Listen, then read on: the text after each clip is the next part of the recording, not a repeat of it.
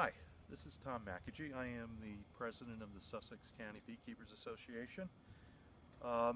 Filming me today is Lori Gates, our first vice president.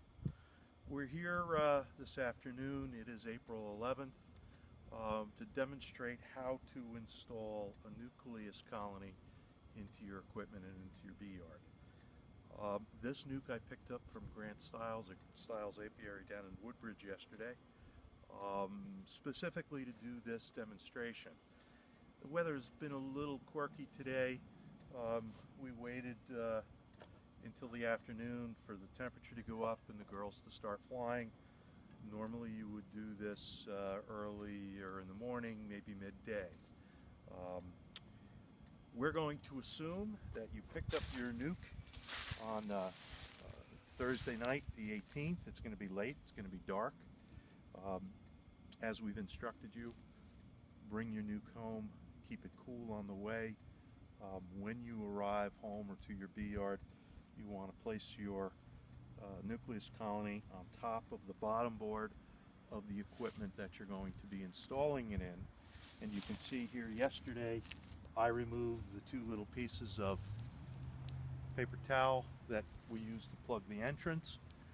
Immediately upon placing them on the bottom board, the bees come rushing out. They have to calm down a bit, and they also have to dump some heat. The last thing you want to do is leave them in the sun bottled up. The heat that the bees generate, they'll cook the hive. So you have to remove these paper towels as soon as you place it here. And as we said, it'll probably be at night in the dark. Pull the plug and just walk away. We're going to suppose that what we're doing right now is mid-morning, midday. Please do not wait more than a day. The nukes you're going to pick up are going to be chock full of bees and full of brood that is going to be hatching out. You need to get them installed in your equipment as quickly as possible. Today we have a couple of things that you're going to need. I'm going to just place this down on the ground so it's not blowing on me. We've lit our smoker in case we need it. I have hive tools, okay? I prefer this hook tool. This is a typical hive tool. We've got a screw gun. There are 4 screws you're going to need to remove. We have an entrance reducer, and we have a ball jar, a 1-quart ball jar. We're going to use this as a feeder. I also have back here, this is what we call a hive top feeder. This is a Man Lake design. There are others. If you have one, great. I'm assuming most of the newer beekeepers don't. That's what the ball jar is for. We have 5 frames of foundation. I happen to use the solid plastic frames. You may have the wood frame with the plastic foundation. We have a cover, we have an inner cover, and we have an empty deep. Here we have the deep that we're going to move our colony into. So let me get started. I'm going to just remove quietly, whoops, helps if you put it in reverse. We're going to quietly remove these screws. You want to be as zen-like as possible. No sudden movements, you don't want to be banging things around. No need to get the girls all stirred up and riled up. You notice I have my jacket on. I don't happen to have gloves on. I don't have my veil on yet. If I need it, I have it. As we said, we lit our smoker just to give them a little puff. What I'm going to do first is just give them a little puff at the entrance. Boy, you can see how the girls came out just from the vibration of removing the screws. Since they seem a little bit agitated, I'm just going to flip my veil on. Just, ouch. Just for that reason.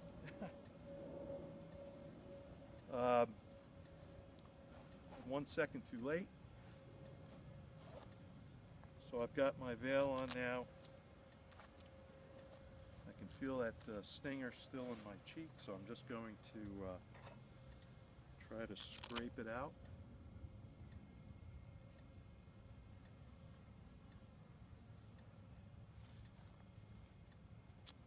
If you see me with a puffed up eye, you'll know why. What we're going to do is, again, give them one little more puff of smoke.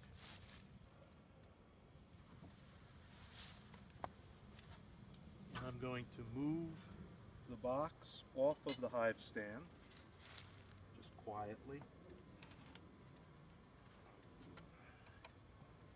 It's quite heavy. Place it immediately next to the bottom board.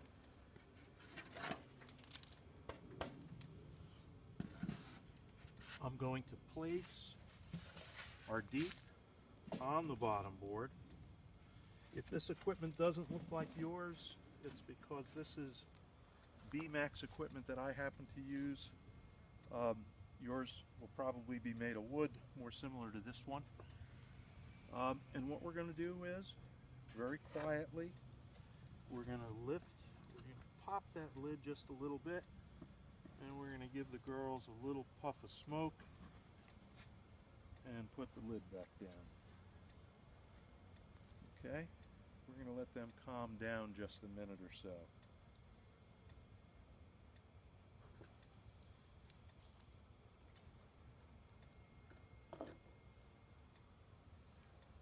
Okay. Laura, you okay? They're not bothering you, right? Nope, I'm good. All right. You know what it is? It's a kind of, it's a little bit of a breezy day, and it is cloudy. These are typically days you wouldn't be playing with your bees. They prefer not to be worked when the weather's breezy or cloudy. So I'm going to lift the lid quietly, and you can see there are bees on the bottom of the lid. I'm going to gently lay it here on its side, and we have 5 frames. I'm going to give them a gentle puff.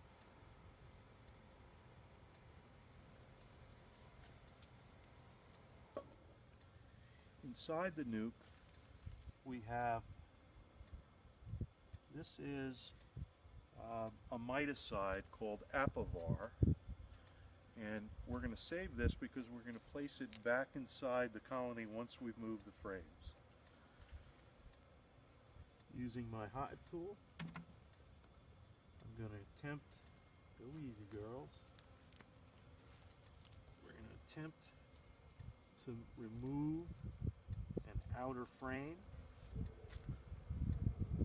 Chances are the queen may not be on this frame. Whoops.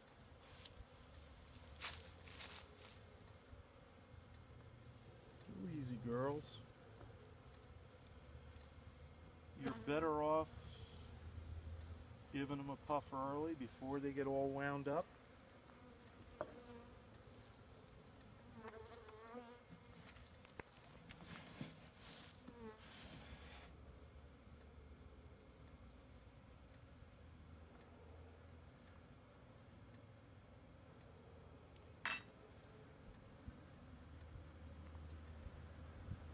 We're going to place this frame in the same orientation as it came out of the nuc box.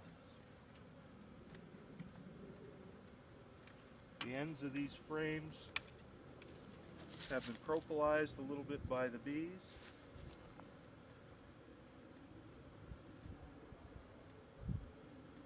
We're going to separate these two.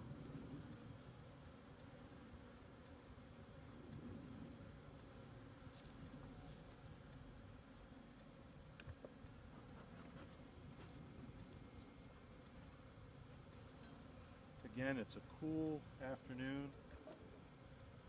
You wouldn't normally be doing this unless you absolutely had to. And we do have to. If you look at this frame, and I don't know if Lori can see it, but this is a frame of brood, both sealed, and here we have sealed brood that is hatching out. Here's brood that's hatching out. This is why we're encouraging you to get these frames into your equipment as soon as possible, because the population of these hives is going to explode very soon as these bees hatch out. And again, we'll give them just a little puff.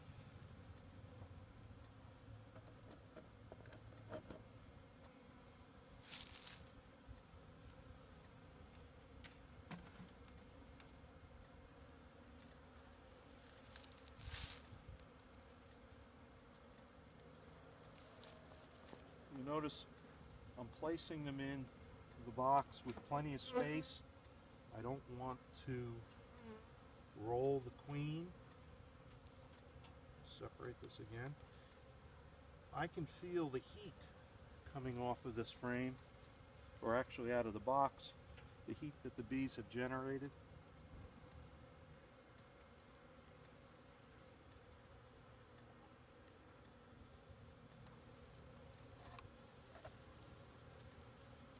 Okay, so all 5 frames have been removed.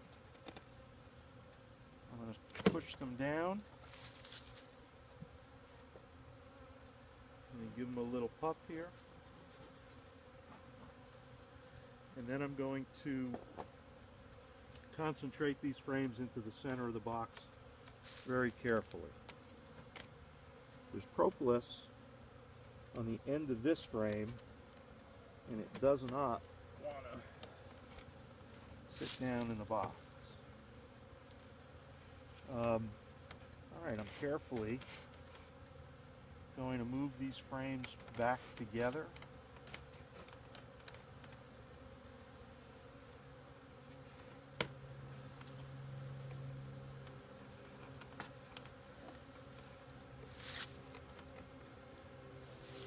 And then I'm going to start installing my empty foundation alongside these frames. Lori, you okay? Mm-hmm.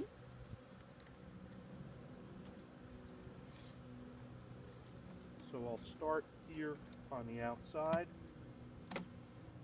put a little space between them, and then slide them together. Again, being careful to crush as few bees as possible.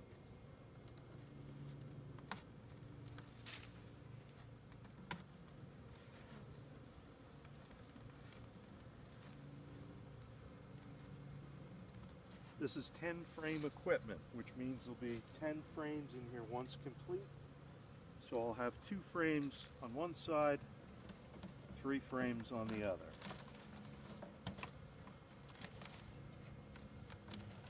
And just a little bit more space here. Go easy.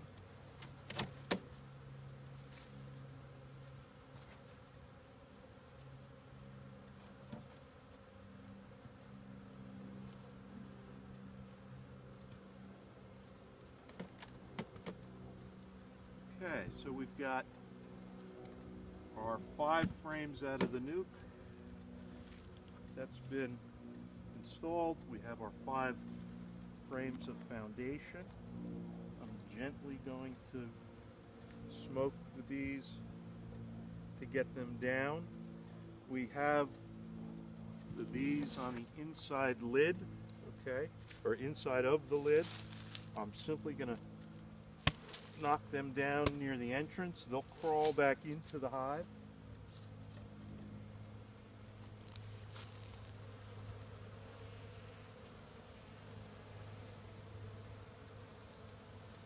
I also have a bee up my sleeve.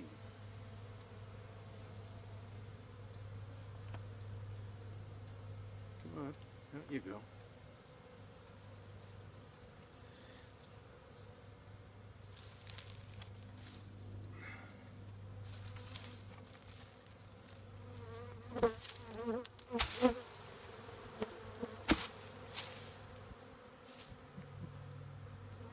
I'll leave this box here. The bees will ultimately fly out. Okay, so you have your bees installed in your equipment. What's next? Depending upon the type of feeder you're going to use, if you're using a hive top feeder, you would place that directly on top, fill it with a gallon or 2 of syrup, put the outer cover on. Since we're going to be using a ball jar, which is probably what you're going to use, you're going to place your inner cover on top of the bees with the notch, if your inner cover has it, notch side up. Okay? You would take your ball jar feeder, you punch 4 or 5 holes with a finish nail in the lid, and you place it right over the hole. You put the syrup inside, close the jar, put it right over the inner hole, okay? Take an empty deep, place it on top. Maybe take a piece of duct tape and close that, that notch on the inner cover. Place your outer cover on top. Here is your entrance reducer. I would suggest that you use a size, since these are so packed full of bees, I would use the medium reducer, and again, you would put that in front of the hive. I'm just going to center the equipment on the bottom board once more. I must have bumped it.